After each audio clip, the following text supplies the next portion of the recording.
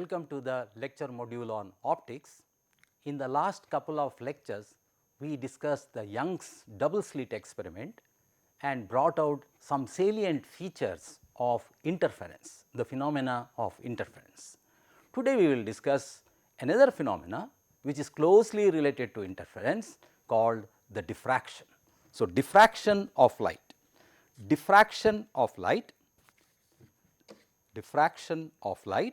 refers to, so let me first give a sort of definition of diffraction. So, diffraction of light refers to the spreading of light into the geometric shadow of an obstacle or an aperture in the path of propagation of light. Spreading of light. If the beam of light is monochromatic, that is, if the incident beam of light is monochromatic, then one can see bright and dark fringes or rings or patterns depending on the geometry of the obstacle. We will try to understand these concepts in this lecture and the following lecture. So, let me first try to explain what is this spreading of light into the geometric shadow of an obstacle. Spreading of light into the geometric shadow of an obstacle. Consider a parallel beam of light incident on a screen. Here is a screen, a parallel beam of light incident on a screen. Now, what you see here is the bright spot of the light which is incident on this.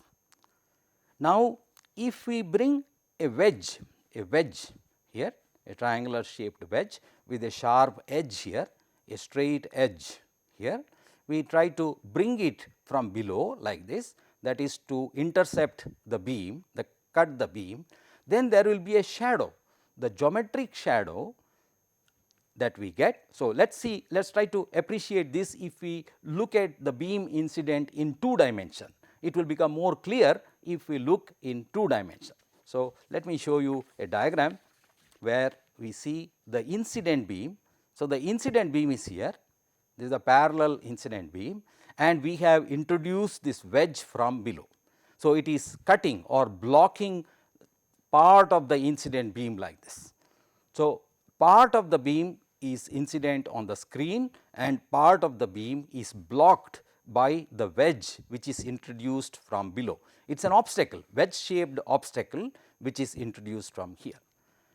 Considering ray optics or the rectilinear propagation of light, what we expect here is half of it is bright and half of it is dark, because this area, the area below this dotted line here, this region is blocked by this aperture and therefore, we should get a shadow here, shadow of the aperture. We have considered a parallel beam of incident light, therefore, up to this we must have the shadow and above that we must have bright region. In other words, if we were to see the intensity distribution, we should have seen a step function like this, that is intensity is uniform across here and then here it is 0. Oh, let me draw here and show it what I mean by this intensity distribution here. So, here is the incident light. So, I am enlarging it and showing. So, this is the parallel beam of light which is incident and we are introducing a wedge from below. So, we have introduced a wedge. So, the wedge is, so this is the wedge. So, light which is up to this would all come here onto the screen. So, from geometric optics or from the rectilinear propagation of light. So, if this is the screen on which light is incident, then we would expect a shadow. So, this region here is called, this region is called the shadow of the obstacle, shadow.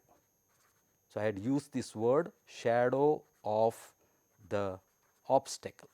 So, obstacle is this wedge, shadow of the obstacle. So, this region, that is the region below here. So, this is the shadow of the obstacle.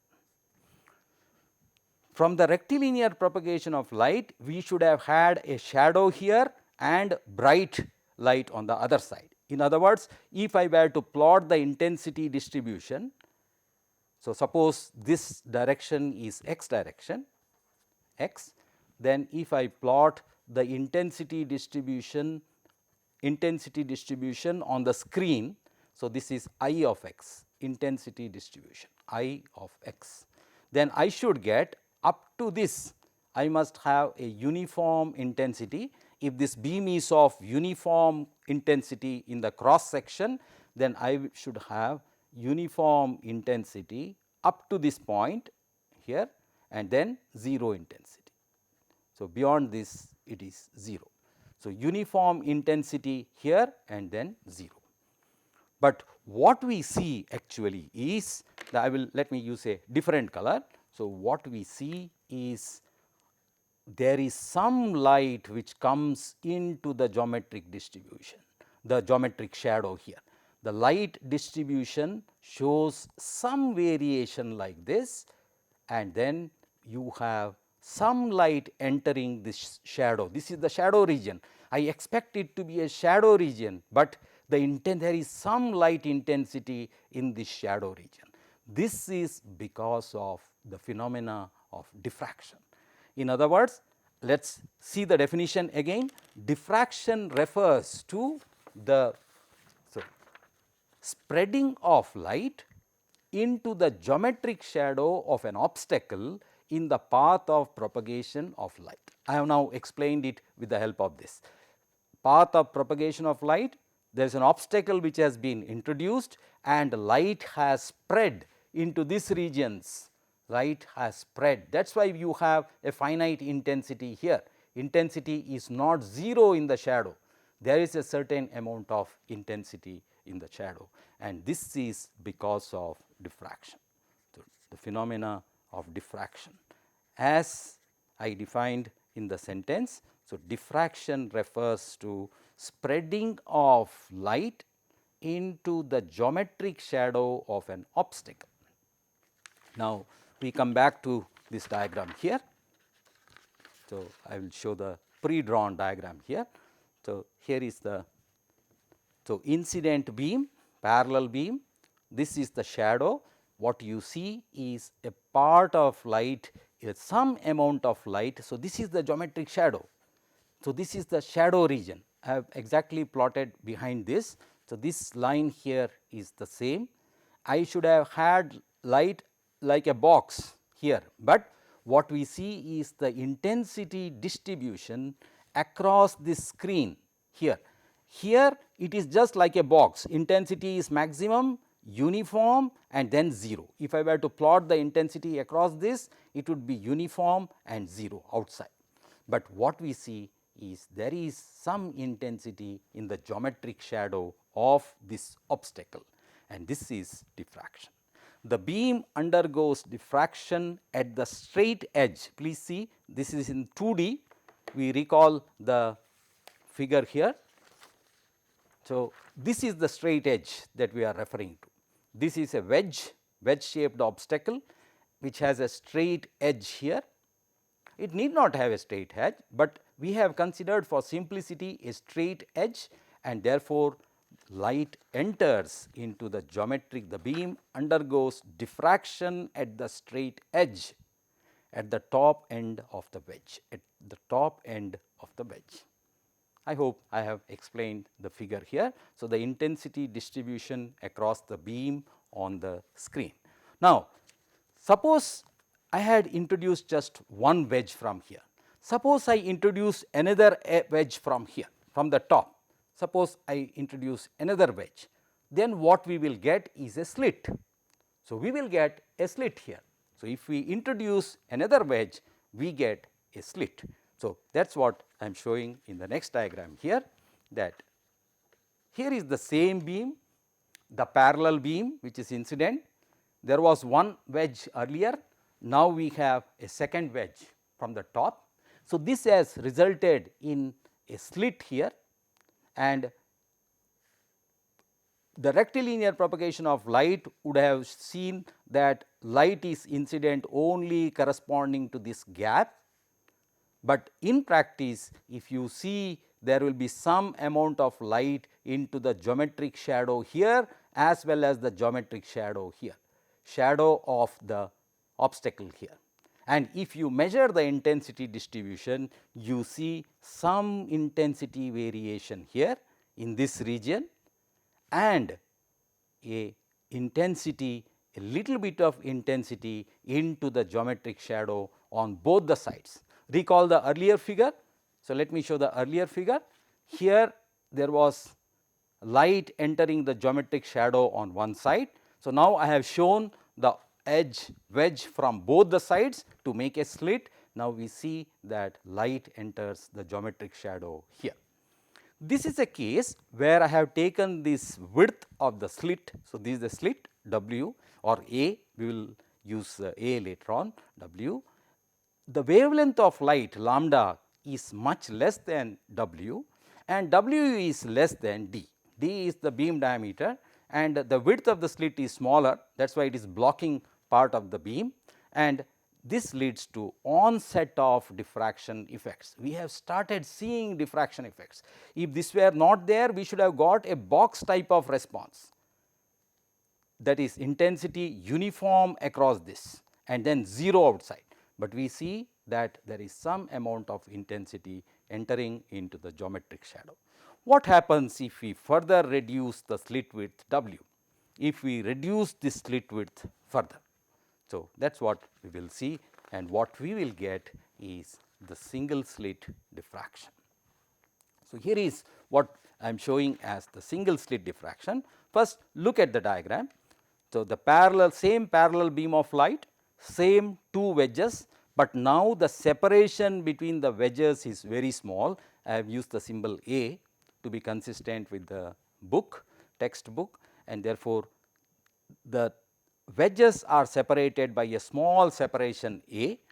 The separation A is now of the order of wavelength of light, and then instead of just having a box like pattern here, what we have is a intensity maxima and minima on the screen.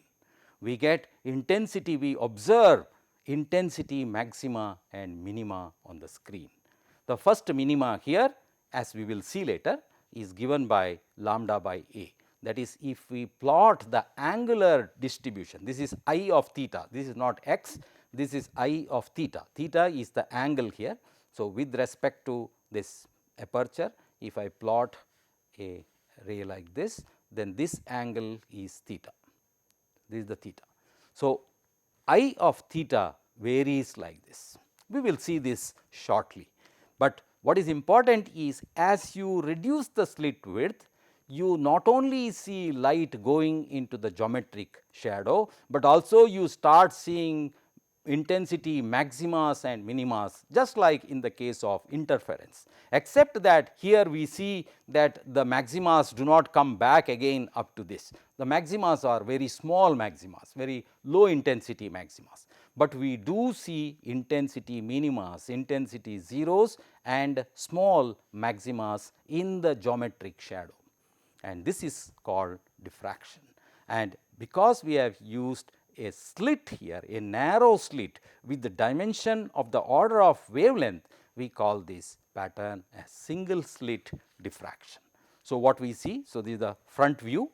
So, this is the front view now, the slit is here and the light is incident normally onto this, and this is the screen behind the slit, the screen which is behind the slit, screen which is. So, you see intensity maximas here. So, the central maxima, central bright fringe here has very high intensity as compared to the sides. So, on the screen behind you will see straight line fringes like this on the screen, and this is called single slit diffraction. So, I have just introduced what is diffraction and what is meant by single slit diffraction. So, let us see this in more detail. So, let us recall first the Young's double slit experiment, because here also we have a slit and in Young's experiment we had 2 slits. So, let us recall the Young's double slit experiment and see what is the difference here in comparison to the Young's double slit experiment. So, recall Young's double slit experiment. So, I have shown the Young's double slit experiment which we had studied in great detail. So, first look at this part. So, here is the 2 sources S1 and S2, point sources S1 and S2, and then this is the screen placed at a distance d. The sources are separated by a distance small d, and we had R1 is the path length here, R2 is the path length. Therefore, there was a path difference at an arbitrary point P, there is a path difference between the 2 sources here. The light reaching from the 2 sources has a path difference, and therefore, there is a corresponding phase difference which is k times R2 minus R1. Recall that this k is 2 pi by lambda, the phase constant. K into R2 minus R1 gives you the phase difference delta. And then we have seen that the intensity distribution here is given by I of delta. We have derived this expression, I of delta is equal to 4 I 0 cos square delta by 2, and then it varies like this. If you plot the intensity distribution, it varies sinusoidally like this. Every fringe is of the same intensity as per this expression. According to this expression, we have bright dark rings. So, I have shown the corresponding intensity pattern here. So, the dark ring corresponding to this and the bright ring corresponds to this region, bright, dark, bright. So, we have bright dark rings fringes in the case of the Young's double slit experiment. And I also showed you a diagram, a computer generated diagram here.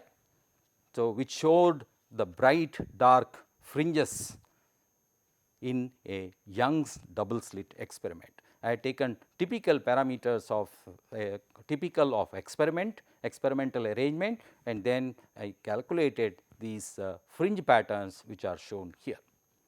There is something which we did not discuss earlier is, if you see carefully,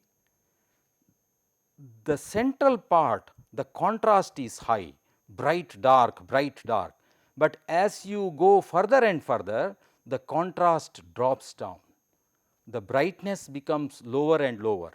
As you can see, this is very bright, but if you go to a fringe which is here, the brightness is continuously reducing. The darkness is the same, the minima is the same, that is minimas are intensity zeros, but the brightness is decreasing as you go along x, that is on the screen. As you go away from the center point, then the brightness of the fringes reduce. We did not discuss about this variation in the intensity. Now, we will see that this is because of diffraction. What we see, the intensity variation in the bright fringes in the case of Young's double slit experiment, as you go away from the central fringe, is because of diffraction. We will see this carefully. Okay. So, now let me look at this more carefully, and why does this happen? Why do we get, in the case of, suppose this was the Young's double slit experiment. In this, the most important point to note is, we had treated these slits S1 and S2 as point sources, but we know that in practice no slit or no aperture can be a point. There is a finite area associated with the aperture or with the slit, and this we have not considered in treating the Young's double slit experiment. In analyzing the Young's double slit experiment, as we did earlier, we did not consider the finite width of these sources. So, let us now look at the each slit here, one slit at a time, and see what is the effect of the finite width of the source. So, let us see this in the next slide. So, here, so what I have shown, so let us look at this diagram here, let us look at this diagram. The finite width A of the slit. So, this is one of the slits S1 and S2, there are two slits in the Young's double slit experiment. So, if you look at one of the slits, then there is a finite width of the source here, which means the secondary source on this slit here, the secondary sourcelets, the point sources on the secondary wavelets which emanate from this, there is a finite path difference at P. At the point P, this there is a path difference, this is smaller compared to this distance. So, if I call this as R1 and from this extreme end of the slit, so the upper end of the slit S to the point P and the lower end of the slit to the point P, because I am now considering a finite width A for the slit, then there is a finite difference in the path because of a finite width of A, and therefore, if there is a path difference, then there is a phase difference. If there is a phase difference, then the intensity at the point P will get affected by the phase difference. So, if I enlarge this, so this is when the screen is kept at a certain distance.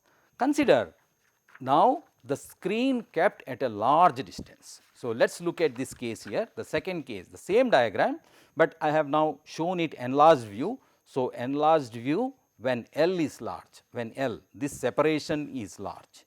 When this separation is large, so this screen is sitting at a large distance, then these rays, all the rays which are drawn here, all the lines which are drawn here appear almost parallel. They appear almost parallel because the L is now very large. However, what we see is this is the aperture size A, this is the incident beam, and inside the aperture we have shown different point sources here, and therefore, if we show these point sources at equally spaced point sources, if we consider equally spaced, actually there are infinite number of point sources, but if we consider a finite number of equally spaced point sources, and then we can in the analysis, actually this is the way we start, and then we allow n to go to infinity. That means, initially n number of point sources and then n is allowed to go to infinity. Now, coming back to the discussion, if the screen is at a large distance, we can treat all these rays emanating from the point sources as parallel rays. And then what we see is that there is a, if we look at the first ray here and the last ray here, then we see that there is an additional path difference here. So, there is a path difference. This is the path difference between this and this, because this is a plane wave front, it is a parallel beam which is going here, because we have considered parallel rays. If we consider parallel rays at any particular angle theta, that means it has a plane wave front, then there is a path difference between this ray here, this path and this path, and that is this path difference. If theta is this angle, theta is the angle with the horizontal, then this path difference can be shown. If this is A, then the path difference delta, that is the path difference delta is equal to, so we can show that delta is equal to A sin theta. So, let me write here itself. So, delta here is equal to A sin theta.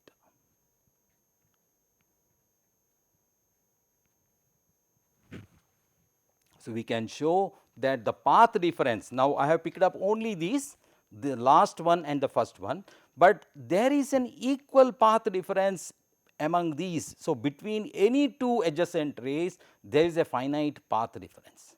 When there is a finite path difference, there will be interference at the other end. At the point P, there will be interference, and interference leads to a fringe system, that is depending on the phase, we will have intensity maxima or intensity minima. So, due to the finite width of the slit, please see this, due to the finite width of the slit, there is a path difference between waves emanating from any 2 point sources in the aperture of the slit. The corresponding phase shift depends on theta, because as I have shown you the phase shift here. So, this is path difference. So, to get the phase shift you simply multiply it by k into delta gives you the phase shift, phase difference. So, there is a phase shift depends on theta, and therefore, the intensity at point P depends on theta. We will discuss this further and get an expression for the intensity distribution of a single slit diffraction. But before we go that, we want to discuss two regimes of diffraction. There are two realms, two types or two kinds of diffraction. Basically, they are the same, there are no two types, but actually there are two realms of diffraction depending on the distance from the source to the aperture and aperture to the screen, and we will discuss this further. So, there are two types of diffraction, two regimes of or two realms of diffraction. Basically, diffraction is the same, but we have two approximations you could say. So, there are two types of diffractions. They are called Fraunhofer diffraction and Fresnel diffraction. If the source of light and the observation screen are at a large distance. So, do not let us look at this first. If the source of light and the observation screen are at large distances from the diffraction aperture, so that the wave fronts arriving at the aperture and the screen may be considered plane, then it corresponds to Fraunhofer diffraction. Now, let us see the figure. So, what it means is, if the source, here is the aperture, here is a slit, the aperture is here.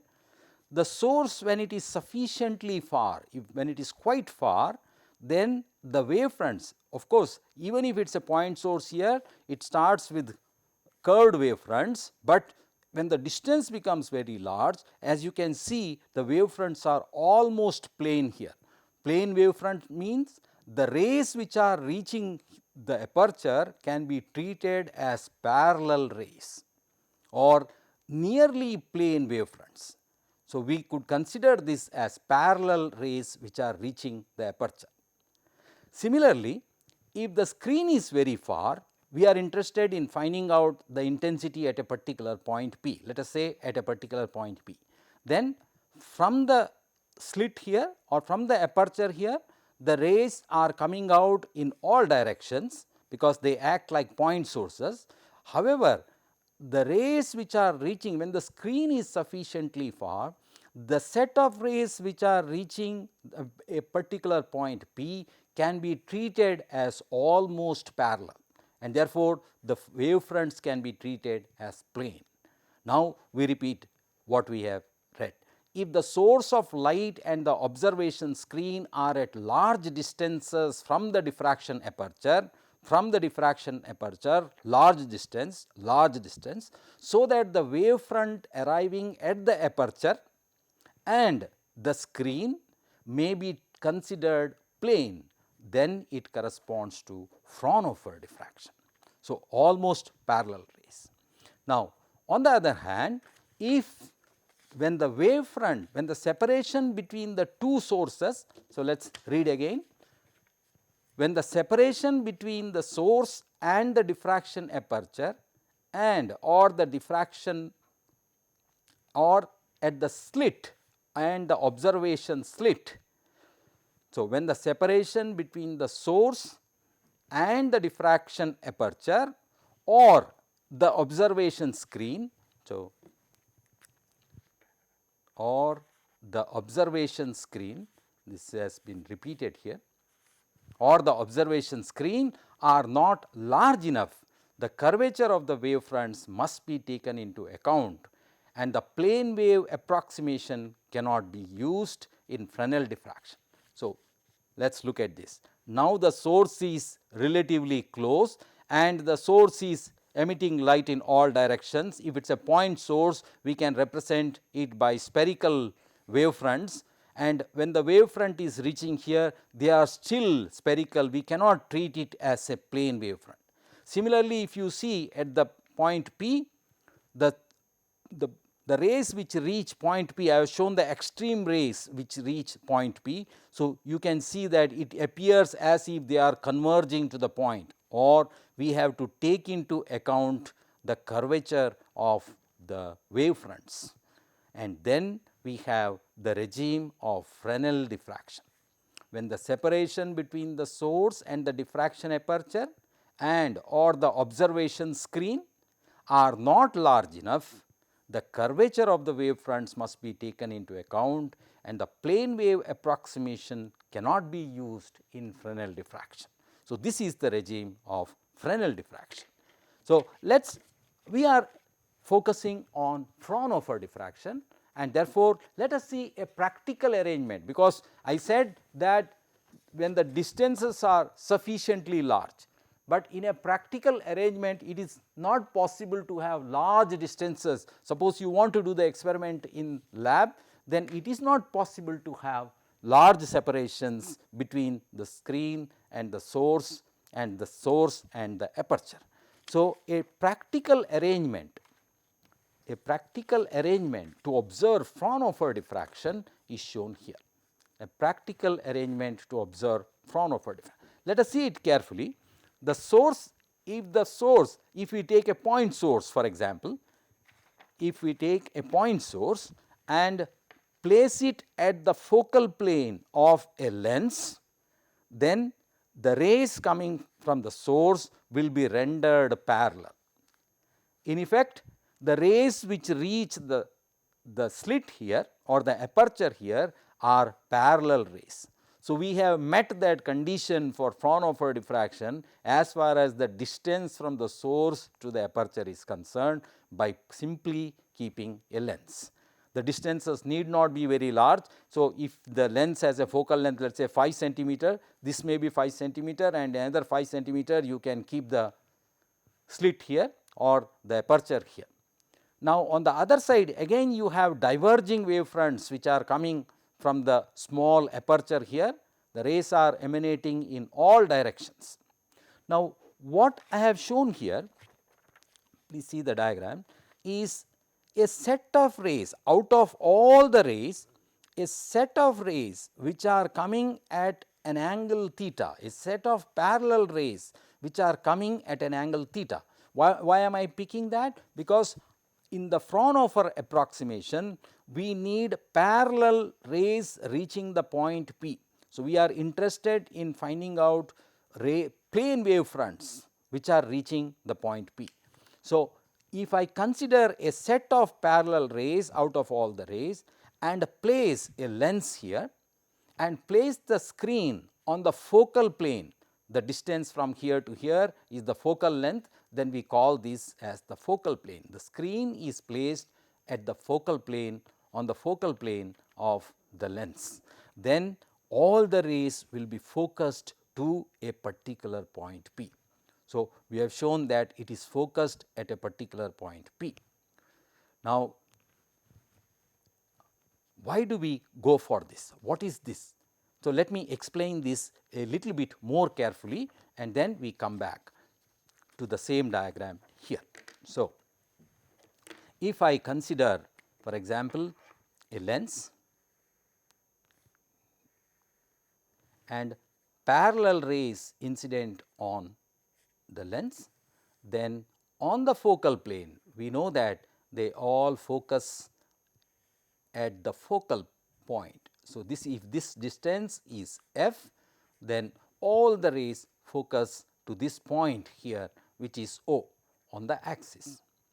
Suppose I take the same lens again here and incident a set of parallel rays travelling at an oblique angle theta, a set of parallel rays, but now travelling at an angle theta. So, where will they focus? On the focal plane. Let us say this is the focal plane, then they will focus, but they will focus at the point. How do we determine? the ray which passes through the pole here or from the midpoint here of the lens will travel undeviated to a point P, and all other parallel rays focus to that point. So, this is the point P where the rays will focus.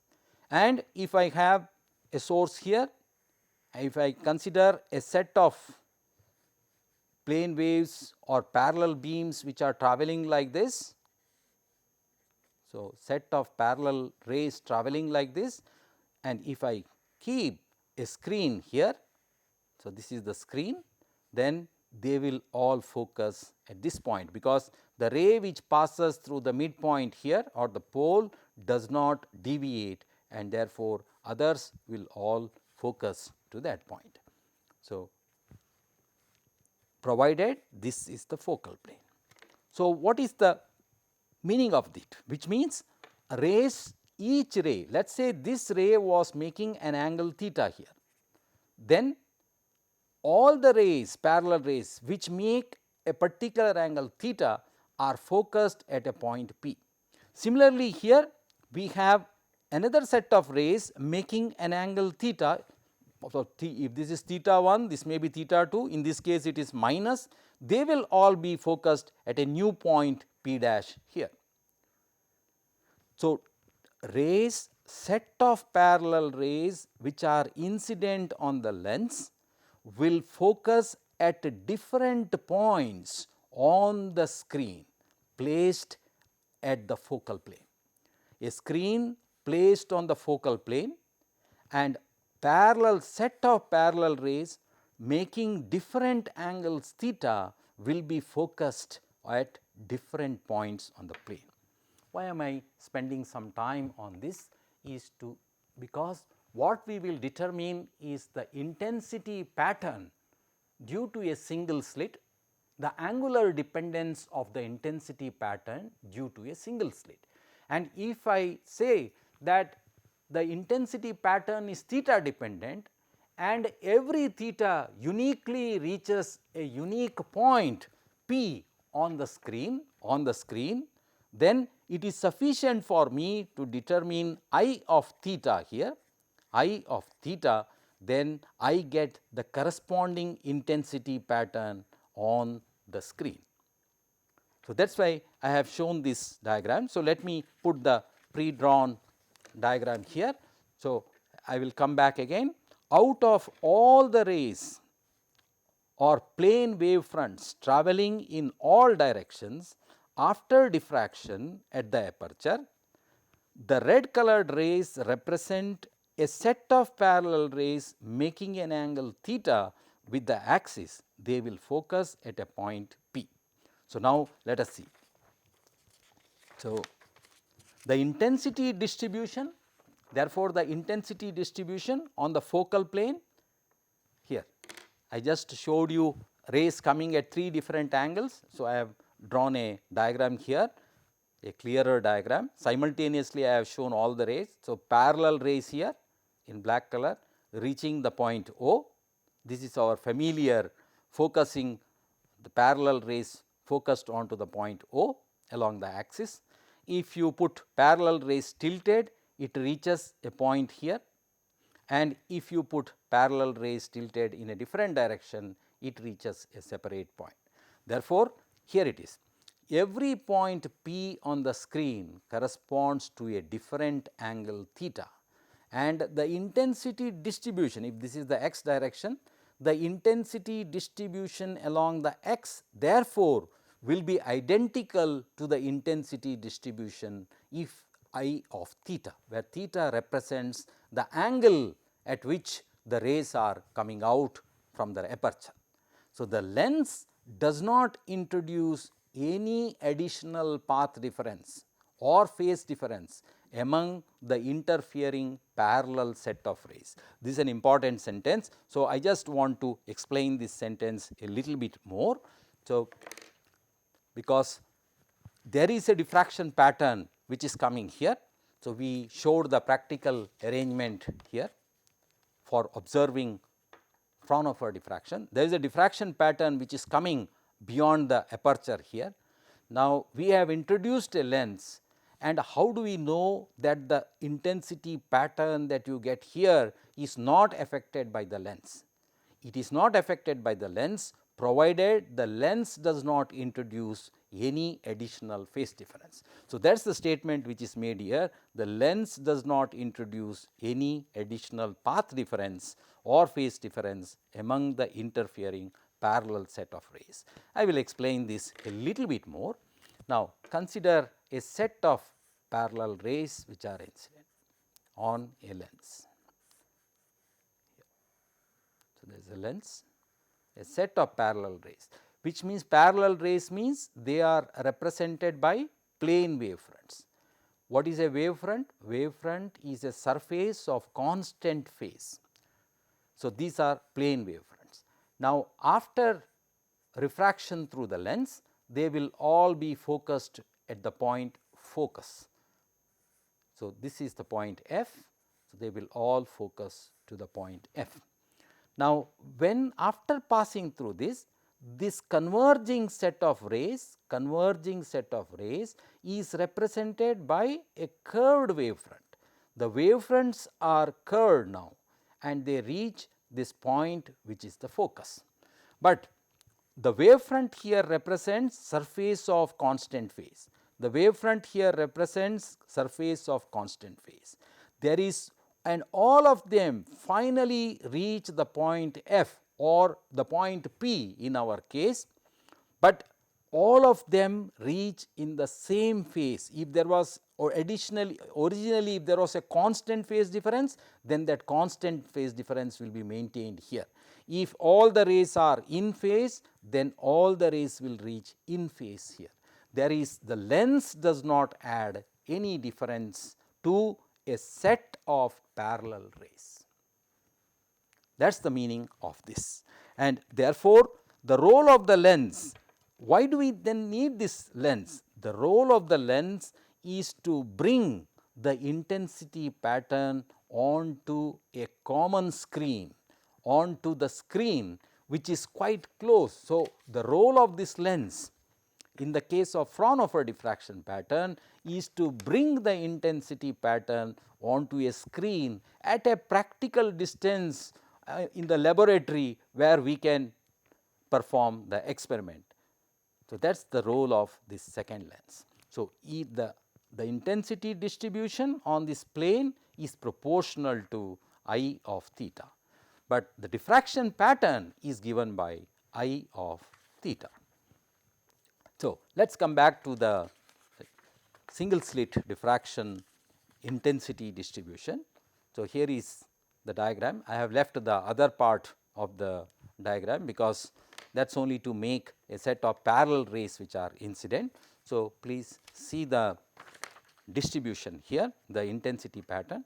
So, which is incident, I have taken a particular set of rays travelling at an angle theta.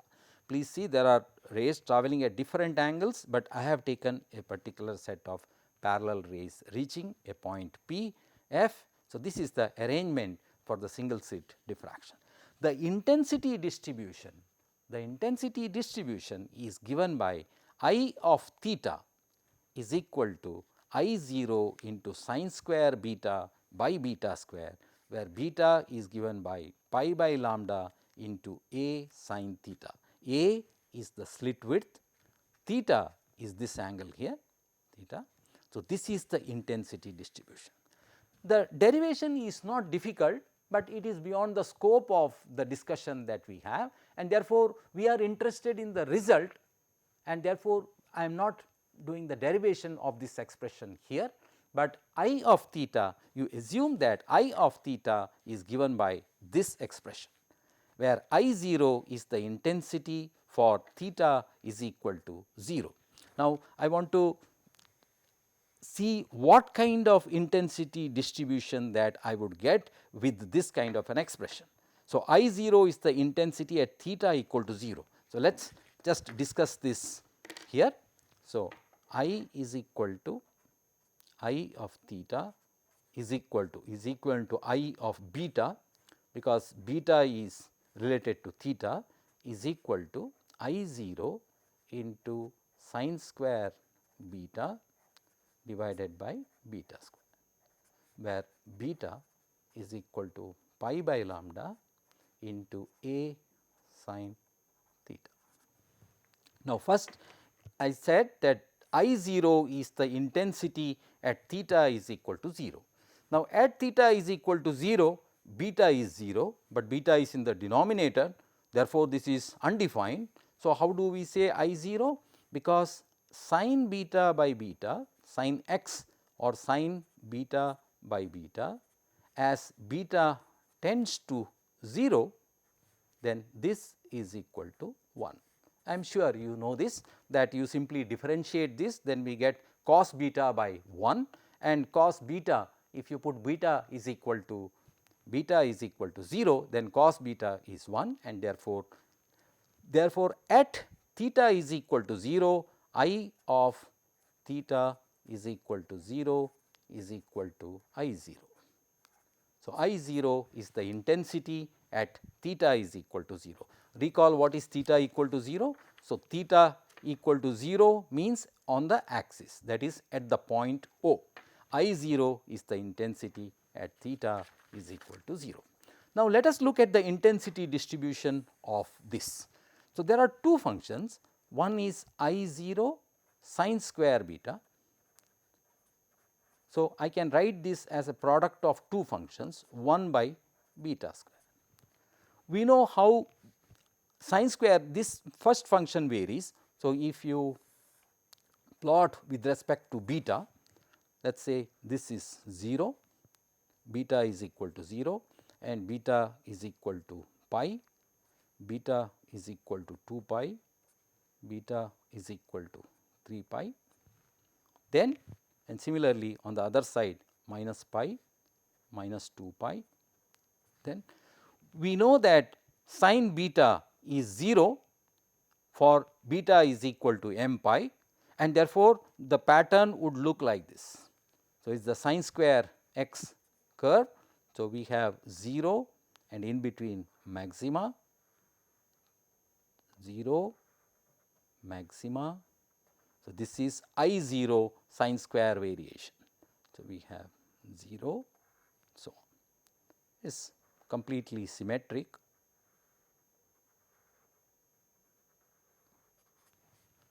So, this is the I 0 sin. So, this level here is I 0, that is the first function. How would the second function look like? So, let me draw that again.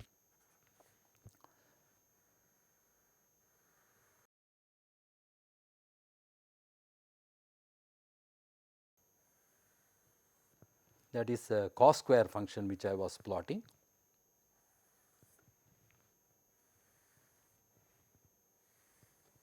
So, this is beta versus, so this is 0 minus pi minus 2 pi, pi 2 pi 3 pi. So, at, so it is 0 here, this is the level I 0. What I am plotting is the first function I 0 sin square beta.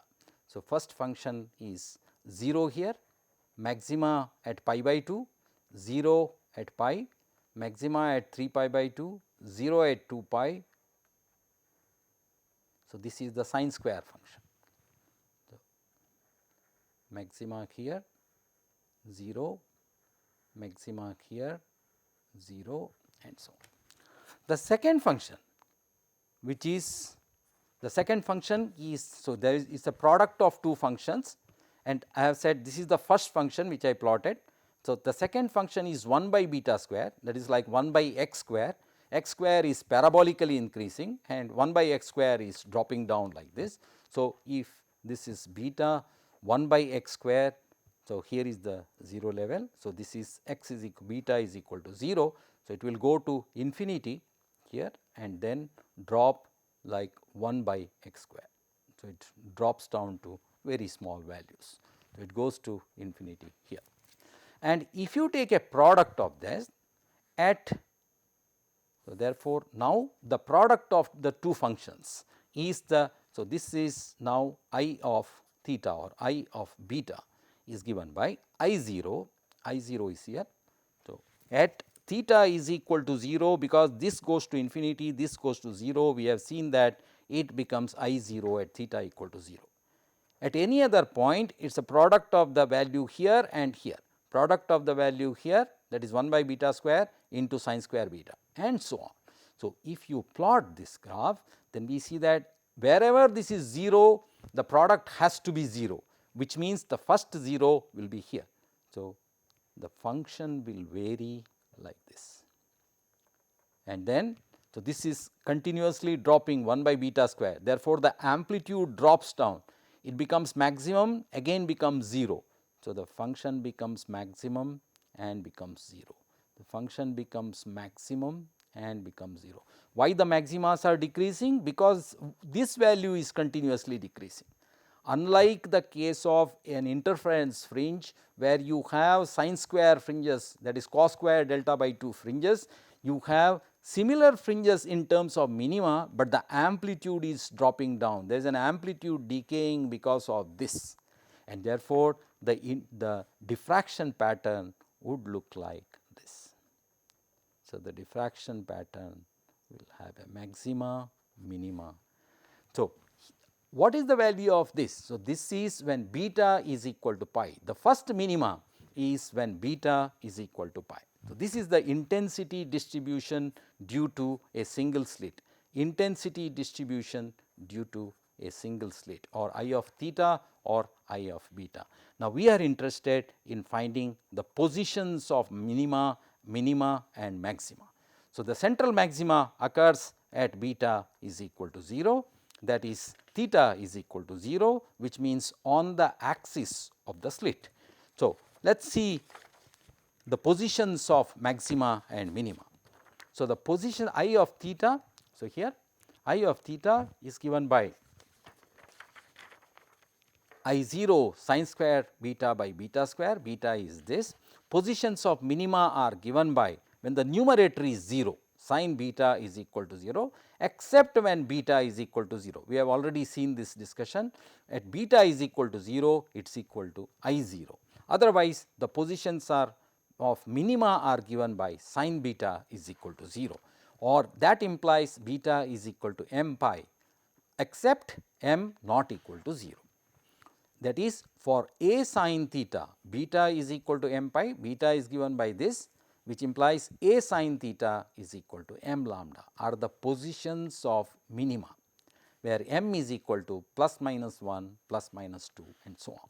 Thus, the first intensity minima will occur at an angle theta 1 from this angle, where if you put m equal to 1, theta 1 is equal to sin inverse lambda by a, and at minus theta 1, when minus sin inverse lambda by a on either side of the central maxima at theta is equal to 0. Now, let us just see a little bit more by putting some numbers. Theta 1, the first minima appears sin theta 1, that is theta min, for the first minima is equal to lambda by a. Now, let us see what kind of numbers are we talking of. If we use visible light, lambda is approximately equal to, let us say we are taking the blue green region, then lambda is equal to 500 nanometers, which is equal to 5 into 10 to the power of minus 5 centimeters, that is 0.5 micrometers, or 5 into 10 to the power of minus 5. Let us just see as an example, this is just example. And let us say A, the width of the slit, typically if A is equal to 1 millimeter, for example, A is equal to 1 millimeter, or second then we have lambda by A is equal to 5 into 10 power minus 5, 1 millimeter is 10 power minus 1 millimeter, then minus 1. So, this is equal to 5 into 10 power minus 4 radians, minus 4 radians.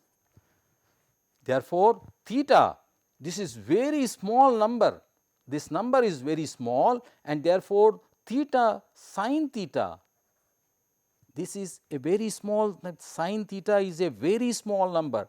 Therefore, we can easily use this sin theta nearly equal to theta, where theta is in radians. This approximation is a very good approximation because sin theta is extremely small. If you use A is equal to 0.1 millimeter, 0.1 millimeter, even then you will see lambda by A is equal to 5 into 10 power minus 5 divided by 0.1 millimeter. So, 10 power minus 2, which is equal to 5 into 10 power minus 3, which is still very small, sin theta, this is sin theta, and therefore, we can easily use the approximation sin theta is equal to theta. Now, what is theta? Theta is the angle corresponding to the maxima, corresponding to the minima in this case. Please look at the interference diagram. Theta here is the angles where the minimas will appear, and therefore, the first thing to note is whatever intensity distribution that we will get. So, I have just drawn the intensity distribution for you here. So, here the angles where they appear are very, very small. In other words, if you see this on a screen, if you see the diffraction pattern on a screen, then you will see that the maximas and minimas are closely packed, and therefore, in a practical experiment you will have to keep the screen sufficiently far if you want to see the maximas and minima. So, let us see the experiment, let us see a simple single slit diffraction experiment. Now, what I am going to show is the single slit diffraction experiment. So, in a simple laboratory arrangement, what we have here is a helium neon laser. This tube here is the helium neon laser tube. So, as you can see here that there is a diffraction pattern which is coming on this paper here, paper screen, but since the diffraction pattern comes at small angles, we have to take it backwards. So, I take the paper back, then it is becoming more and more clear that there is a central maxima and there are minimas on the other side. So, now I leave it on the screen, reducing the slit width. So, you start the diffraction pattern coming slowly, and as I reduce, again you can see the intensity maximas and minimas, and the two adjacent minimas about the central maxima are spreading outward. So, the diffraction pattern is spreading, and as I close it, the intensity reduces, the central maxima becomes very wide, and again if I open the slit, they start coming down. So, through this demonstration what we can clearly see is what the diffraction pattern is and how the diffraction pattern spreads as we change the dimensions of the slit. So, what we have seen is as we reduce the width of the slit, then the diffraction pattern spreads. The two minima on either side moves away in angular spread. Spreading we are talking in terms of angular spread, and if we open the slit, then the diffraction pattern shrinks, and if we completely open, then the beam will pass through the slit.